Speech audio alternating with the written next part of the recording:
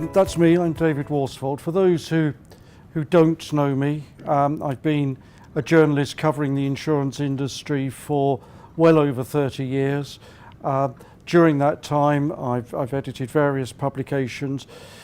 Quite interesting, the context of Brexit, which of course is very much a political issue. One of the things I did when I was at Post magazine, and some of you will know this, is I worked with a number of MPs to set up the all-party parliamentary group on insurance and financial services. Way back in 1990, that group is still going and is very successful today and provides a key channel of communication between the insurance industry and Parliament, and something that I've been very proud to have been associated with. So it does give me a little bit of sometimes an inside track into how people in Westminster think, and something that Steve said towards the end of his presentation really resonated. Lazy Davis. I mean, yes, that is his reputation. That is his. He can't shake that off, and he's not doing anything at the moment to dispel that. So I hope to give you a few insights based on my knowledge and relationships with people in Parliament as well. So we can't escape from it. Why can't we escape from Brexit? Because the deadlines are looming. They're real. Article 50 was enacted just over a year ago. The deadline, the Brexit day, Theresa May talks about wanting a Brexit day. That Brexit day is going to be the 29th of March next year. And it seems to me that there is little scope for moving away from that as the real focus for the government. There is talk of a transitional period after that. And that the discussion around this transitional period ebbs and flows, doesn't it? 1 minute the government seems quite enthusiastic about it, and then when the EU turns around and says, well, this is what the transitional period looks like on our side, they suddenly seem rather less enthusiastic about it. Because on the EU side, the transitional period means being fully subject to all of the European Union's rules. If you want a transitional period where you remain part of the single market so that businesses can ease their way into a new relationship, well, you have to have all the rules of the single market. They say you can't cherry pick. I think that sounds fair enough. They say you still have to accept free movement of people. That's a red line for the British government. And that you have to accept the full jurisdiction of the European courts.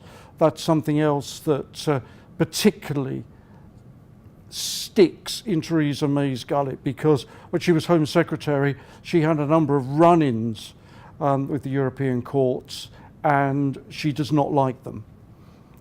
She may have been a Remainer, but she would be very, very pleased to get shot of the jurisdiction of the European courts. So that being part of what could be put into a transitional period is going to be very hard for her to accept. But what will this transitional period look like? People talk vaguely about 2 years, but all the EU has offered is to the end of December 2020. That's their terms, and we've not responded to that. Effectively, we've not tabled any alternative to that. Those are the dates that, if there is a transitional period, we are probably looking at 18 months and not a 2-year period. You have to say, when you look at the deadlines, you have to remember that the referendum was in June 2016. The government had 9 months to sort out its approach to Brexit before triggering Article 50, which is effectively giving notice that we were going to leave. And it seems to have done very little, if anything, in terms of preparation in those 9 months. It was 9 wasted months where it really didn't engage with the issues. The EU got its ducks in a row, appointed its negotiators, and they worked hard to create some positions that they could go into the negotiations with.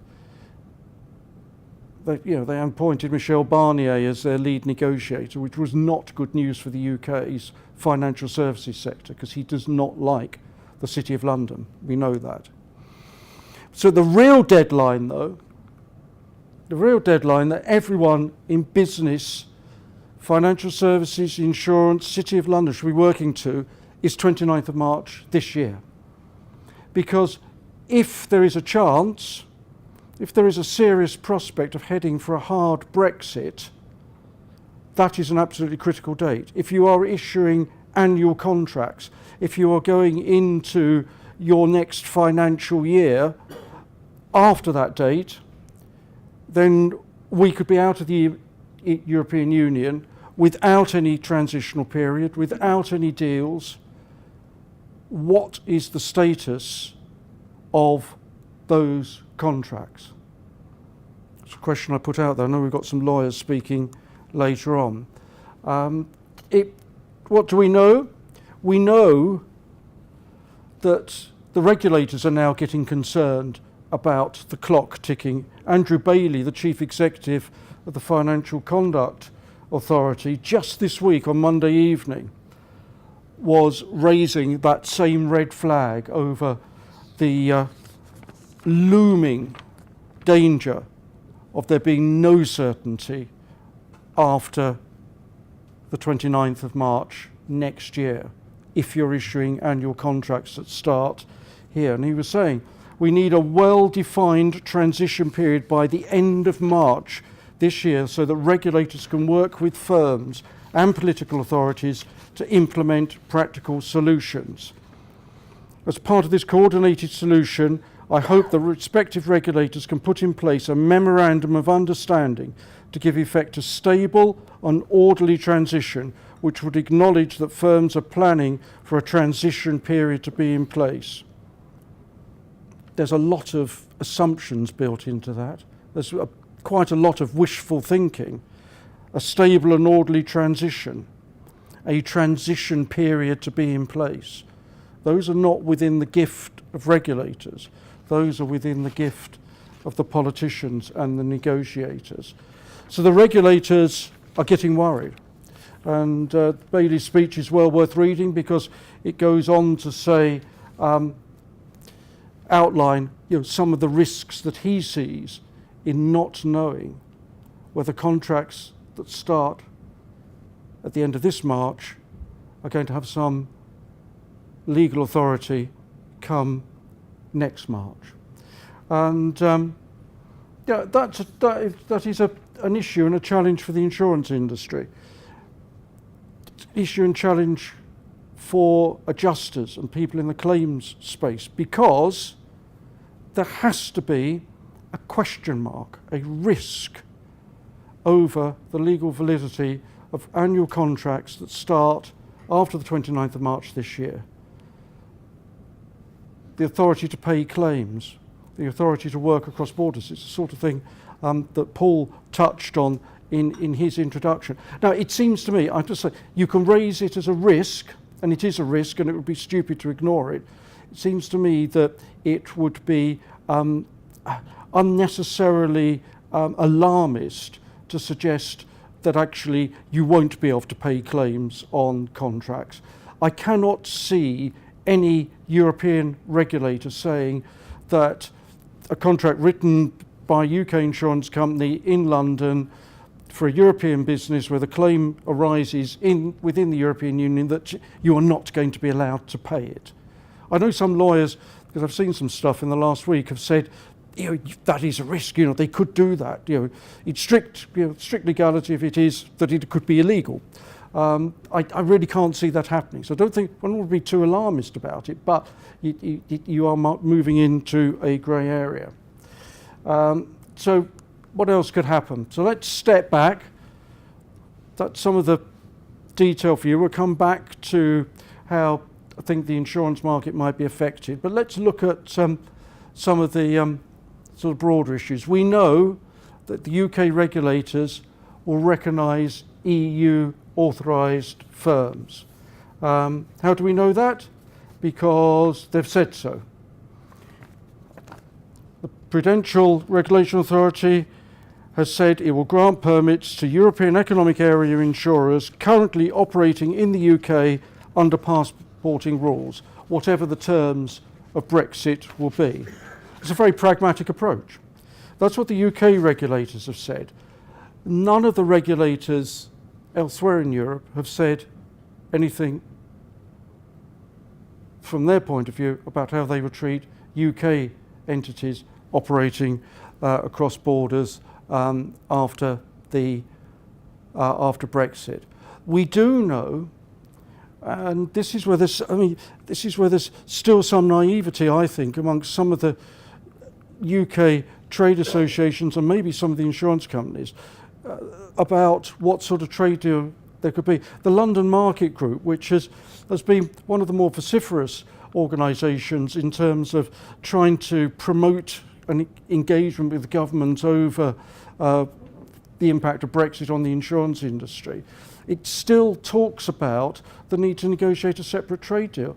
We know that's not going to happen because Barnier has said it is not on their agenda. It is simply not going to happen. There is no place for financial services. There is not a single trade agreement that is open to financial services. It doesn't exist. Those are Barnier's words. The financial services sector will sink or swim with the rest of the UK economy. It's not going to get a separate deal. So there's a degree of naivety and wishful thinking. EIOPA, that's the European Insurance and Occupational Pensions Authority, has said no brass plates. What does that mean? Of course, quite a lot of companies, and Steve had some interesting stats about how few are really preparing properly for Brexit. But quite a lot, particularly in the financial services sector, are, and obviously what they're doing is they are creating structures within their organisations that will enable them to shift business for European clients to a new domicile within the European Union. I mean, Lloyd's of London has set up a Brussels office, and many other companies have done the same. Luxembourg, obviously Brussels is one choice. Frankfurt, why you'd want to go to Frankfurt, it's one of the most boring cities in Europe. And it's full of bankers as well. It doesn't really have much going for it in my book, but Paris has made a big pitch. Dublin, of course, is looking to provide a base for some UK financial services companies wishing to service European clients after Brexit. But what EIOPA has said is that you're not going to con us. You can't just stick a brass plate on a door in Luxembourg, like you go to those offices in the Channel Islands where you walk down the main street in Jersey and there's from ceiling to floor there's brass plates with all these companies that claim to be based there, and it's a figment of some legal construct. It's not a reality. EIOPA has said senior management must be there. EIOPA has said if it's an insurance company, underwriting and claims functions must be based there. The decision making has to be made where the brass plate is. And again, I think there is some naivety among some companies who think we can move a person. We can just move some admin. They can't. They are expecting the decision-making, the authority to be in the new domicile. But as I said before, the national regulators beyond that have said very, very little. None of them have come out and said what our regulators have said about how they will treat firms trading across borders after Brexit. And you've got to remember, this is an important difference between most European regulators and the UK ones. Very important difference. In Europe, most of the regulators have a responsibility to promote the sector they regulate. they're advocates for the sector as well.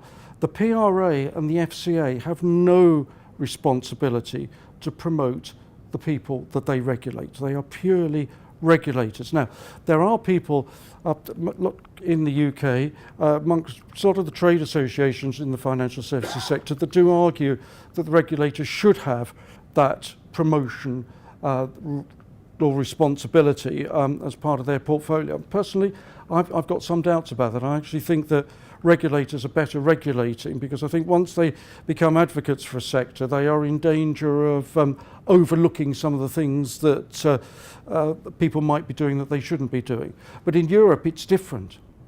Those regulators are there to promote their sectors. So actually, they've got no interest in making it easy for UK companies to set up and trade across borders after Brexit.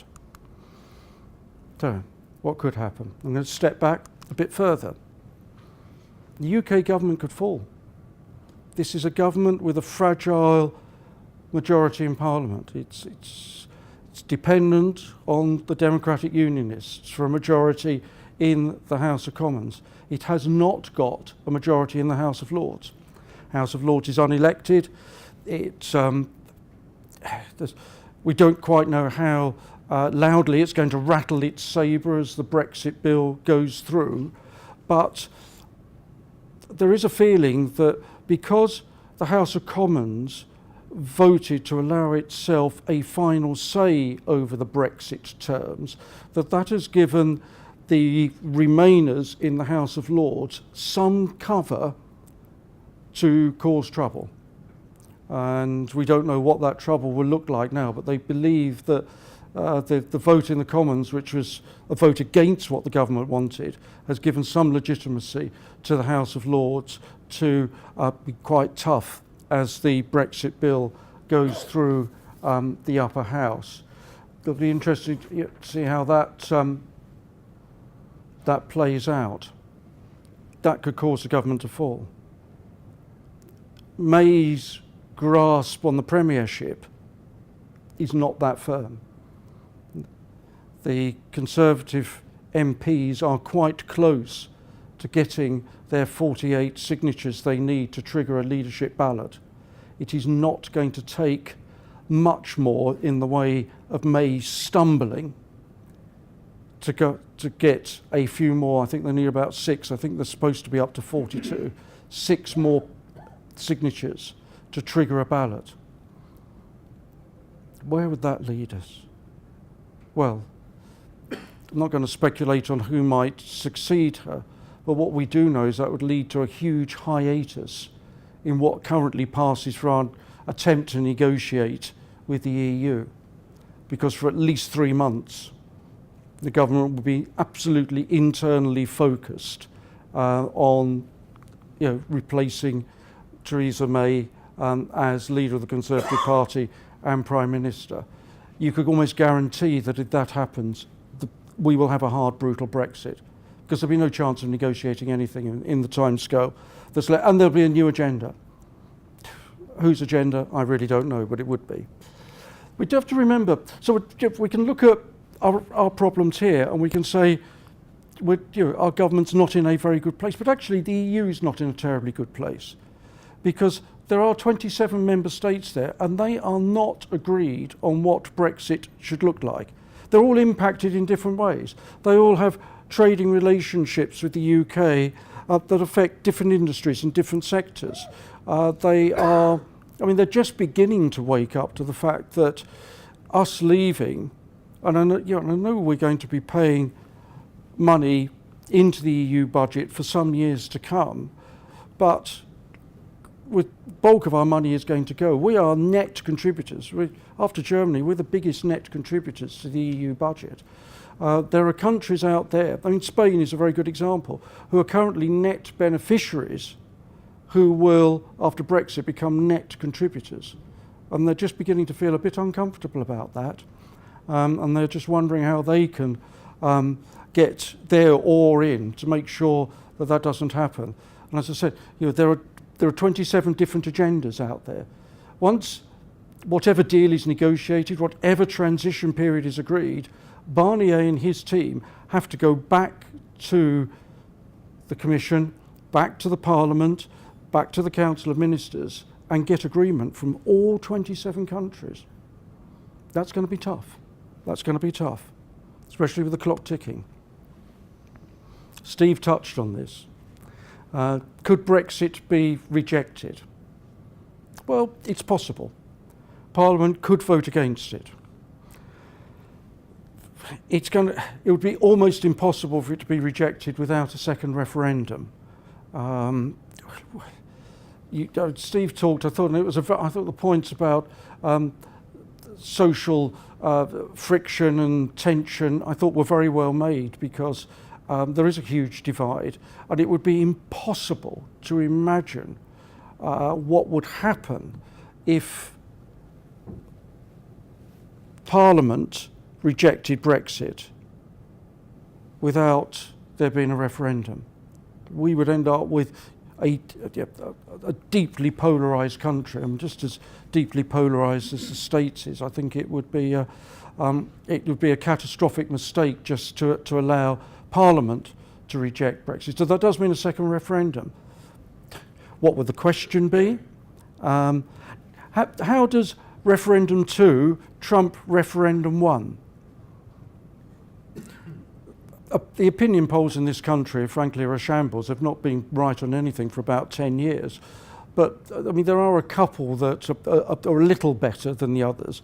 And Survation, who produced an opinion poll earlier this week on how people would vote in a second referendum, did show that there was a slight shift in public opinion, potentially, and that the vote would be 51-49 to stay. Does 51-49 trump 52-48? I mean, what a constitutional crisis that would create. Do we have to have a third referendum? Do we have to have a decider? Or is it a 5-set match? I mean, where does it end? I actually think that when people start looking at those questions of legitimacy around a potential second referendum, I think they will realise that actually it's probably best not to try it, because it probably won't resolve anything. So I actually think it's very unlikely that Brexit will be rejected. I think any business that is planning on the assumption that Brexit won't happen is being very foolish indeed. Transitional period could be agreed at the last minute. But what does that mean for business planning? Do you sit there until the 28th of March next year thinking, well, I don't have to do anything, there's going to be a transition period. Yeah, no, I know there's going to be a transition. No, there really is going to be a transition period. Whew, thank God it's there. I mean, what happens if the following day it's not there? You can't bank on it. My guess is that because the EU will have problem in getting agreement amongst 27 member states. My guess is we will have a transitional period. It will be fudged. It may not be everything that the EU wants in terms of all the UK being subject to all of its rules, but I think that I just think the nature of the beast, the problem we've got is that they will stumble into it if at the last minute, even if they haven't sort of said that that's where we're going beforehand. But I think the advice for the businesses has to be prepare for Brexit to happen on 29th of March next year, and frankly anything better, any transition period, any extension of passporting of cross-border trading beyond that is a bonus. I think it is foolish not to. Those firms that, in the survey that Steve showed, who are not really planning for Brexit, are being very foolish indeed. So what are the hard questions? Here's one, which isn't on my list there. What is going to happen to the 500,000 pigs that go from the Republic of Ireland to be slaughtered into the in Northern Ireland every year? The Republic of Ireland does not have the abattoir capacity for its to cope with its the number of pigs that it breeds and needs to send to market every year. 500,000 pigs go across the border every year. What's going to happen? So what's the point of throwing that in? It's not just to have a joke about pigs. It's actually to demonstrate that every single sector, every single business sector, every trade, agriculture, wherever you go, manufacturing, has as many complex issues as the insurance market has with Brexit. And they are many, and they are very serious. What is going to happen to those 500,000 pigs? What happens if there is some sort of hard border? What happens if there is no deal? Can you take it across the border? So these questions are there, and as I said, they affect every single industry. So let's come back to the insurance. What will cross-border insurance contracts written in the UK, will they be valid? Talked about that earlier on. It's a key question. It's a hard question. I'm sure some people here today have got views on that, and perhaps some of the other speakers later on will come round to that question. There's a danger they will drift into a legal vacuum. As I said, I don't believe any regulator is going to really take a hard line, because it would damage the policyholders who are in their country, and I just can't see them doing that. But there are risks there. So will claims payments be legal? Will you be able to make payments across border? If you don't have an office there, if you don't have a domicile within the EU, if the insurer you're working for doesn't have that, are they really legal? How do you make the payments? Questions you've got to answer. Will insurers be properly set up to handle the EU businesses? Goes back to the point about no brass plates. Now, I actually think a lot of people in the London insurance market have been planning a lot more seriously than they tell people. I interviewed, and I won't share his name or the company for the video that's going online, but I interviewed a very senior executive of a major London market insurance broker within weeks of the referendum, and he told me their board had already discussed where they needed to domicile, what sort of office they would need to set up within the EU on the assumption that there will be a hard Brexit. This was in July 2016. Within a month or so, then those comments, they're a matter of public record. They were published. Within a month or so, he was slapped down by the company, saying that they were looking forward to continuing to be able to trade, as in the normal way across borders to deal with European clients, because, and I know what had happened, they've been told that you can't talk like that about Brexit because the government don't want to hear that sort of thing.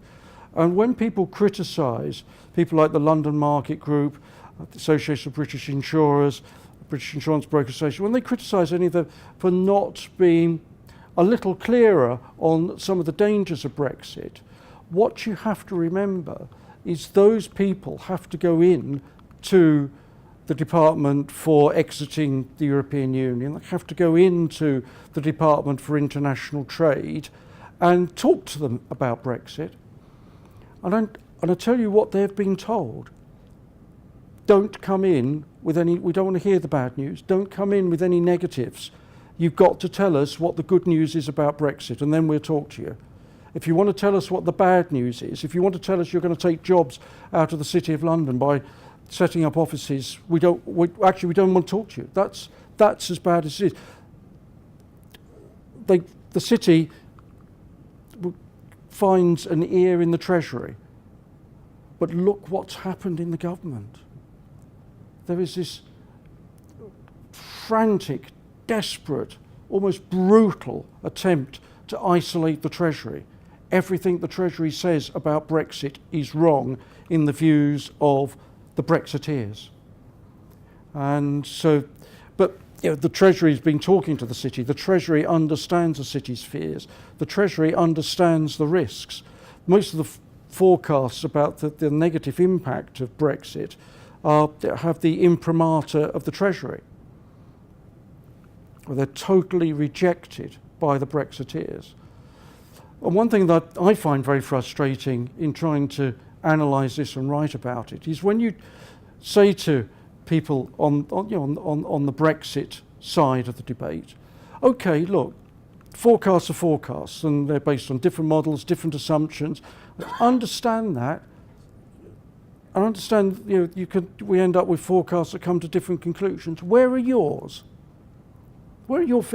I should be quite happy to write a story saying, and Steve very eloquently highlighted just how negative the forecasts are becoming now. I'm quite happy to write a story which has those negative forecasts, but has balances it with yours. Where are yours? Where are they? They're not there. They simply haven't got them. That possibly not entirely fair. There is a small group called Economists for Brexit, and one of the leading lights in that is a chap called Gerard Lyons, who was Boris's economic advisor when he was Mayor of London. And Gerard Lyons is very good, because he was actually saying in the run-up to the referendum, yes, if we leave, we will have a downturn, because it will dislocate all sorts of trading relationships, and it will take time, years in some cases, to replace those. And he likens it to what he calls it the Nike swoosh, and it goes down, and then you've got this long, curling, upward trend over a number of years. He was put in a box during the referendum campaign. He was told to shut up because they didn't want to admit that there was going to be the downturn. But they've never really put any figures on how deep they think the downturn will be, how slow, how fast, how high the upturn will come. So it's very difficult to write these balanced pieces, but I think it sort of shows the challenge that those trying to engage with this, with government, have got. The city laughs at Liam Fox, the International Trade Secretary. They just laugh at him because they say he hasn't got a clue. He hasn't even worked out what international trade is yet. And if you can get to speak to David Davis because he's not got his feet up somewhere, well, you're lucky. That's how hard. And would you try and engage with the Foreign Office with Boris there? I mean, it's very, very hard for the trade associations. They have got to take a very positive public stance because they won't get through the door. So I do have some sympathy for them.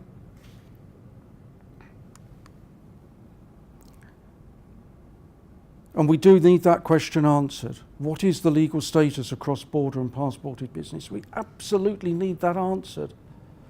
Because if we can't get that answered, then we are stepping into this horrible vacuum of not really understanding how we are going to maintain our relationships with European customers after we leave, which, as I said, I think is pretty near a certainty. We are caught between a rock and a hard place, aren't we? Hard Brexit versus soft Brexit. Where are we going to end up between the two? Frankly, I think, I come back to my advice, I think the sensible advice is assume the worst. Assume that March next year, chomp, that's it, out, no transition, no deals, and that we're going to be on our own. We hope for something better. I sort of conclude by trying to put this into some sort of context, as where we are in the London market in particular. I've tried not to be too alarmist. I think there are so many hard questions that there are no answers to that it's difficult not to sound a bit gloomy and alarmist. But I don't think we need to panic too much over the potential damage it will do to the London market and the UK insurance industry. Why? Well, partially because a lot of the broader insurance industry outside the London market is owned by European insurers anyway. So if they're dealing with customers who have businesses that stretch across borders, they're pretty much in a good position to do that anyway. But when it comes to the London market and Lloyd's, what you've got to remember is that in the London market as a whole, the highest estimate I've seen of the percentage of business that comes from the EU is 15%, and with Lloyd's it's 6%. It's not major. If it gets disrupted, it is not going to be a catastrophe for Lloyd's and the London market. And also, of course, they are working extremely hard to reach out to emerging markets. I mean, Lloyd's has invested a huge amount of money in Asia and the Far East. And Inga Beale was out in India only a week or so ago, where Lloyd's is now authorised to write insurance, has an office there and so on, has one in Hong Kong, it has a hub in Singapore. They are positioning themselves to get significant amounts of new business from emerging markets, which, if that works, and there seems little reason, there are reasons why it might not, but on balance it's likely to work. It will probably more than replace any business that's disrupted in the next few years with the European Union. So I don't think we need to be too gloomy about it. I think that's an important context to bear in mind. But as I said, where are we going to end up? Assume the worst, hope for something better. There will be fudges. There will be fudges. Because the damage to the EU is, and the member states in the EU, is potentially quite serious if we don't get some deals in place. The border between Northern Ireland and the Republic of Ireland, I mean, that's got to be fudged somehow. It's just got to be fudged. I was staggered when, frankly, at the naivety of the EU negotiators in putting that so high on the agenda. I don't know what John thinks about it, but it's they don't understand Ireland. They don't understand how difficult it has been to get some semblance of peace in Ireland. And they're playing with fire, I think, by trying to make that such a pivotal issue. Quite interesting, Guy Verhofstadt, who is the Parliament's lead negotiator, went to Belfast last year, in the middle of last year, and he came back and said, I didn't know there were walls between the communities in Belfast. And they're still building the walls between the communities in Belfast. Frankly, my response to that, and I've got a lot of time for him because I think he's a very intelligent man, I think he makes a lot of good points. My response to that was, if you didn't know that, you should have kept your bloody nose out of the Irish issue, because that's, you could do a lot of damage. So I think that sort of shows that there's some learning to do on their side. These things, there will be some sort of fudge. I don't think we will fall off a cliff, but we could do. And that's, I hope, not too much of an alarmist view of where I think we are with Brexit. Thank you.